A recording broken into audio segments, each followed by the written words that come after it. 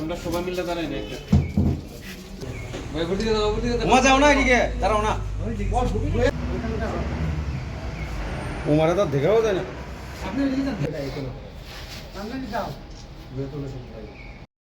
দুপুর না বিকাল অনুমান 3টার সময় আমাদের কাছে মানে গোপন খবর আসে যে TR02L1845 সুপার কেরি একটা ছোট ভেহিকেল, ওর মধ্যে করে গাঁজা গোবিন্দপুর হয়ে এটা বাগনের দিকে যাবে। তারপর এই খবর পাওয়ার পর সাথে সাথে আমাদের টিম ঘটনাস্থলে যায়। আমরা গাড়িটাকে ডিটেন করি এবং গাড়িটাকে তল্লাশি চালিয়ে আমরা মোট 150 কেজি মতন গাঁজা পাই। গাড়িতে ছিল 2 জন, আমরা 2 জনকে অ্যারেস্ট করি। একজনের নাম অভিজিৎ সরকার, এর বাড়ি চারিপাড়া এডিনগর। আরেকজনের নাম সোনু কুমার, ওর বাড়ি বৈশালী বিহার। 2 জনকে আমরা আটক করি, গাড়িটাও আটক করি। গাড়ির ভিতর থেকে আমরা মোট 150 কেজি গাঁজা পাই।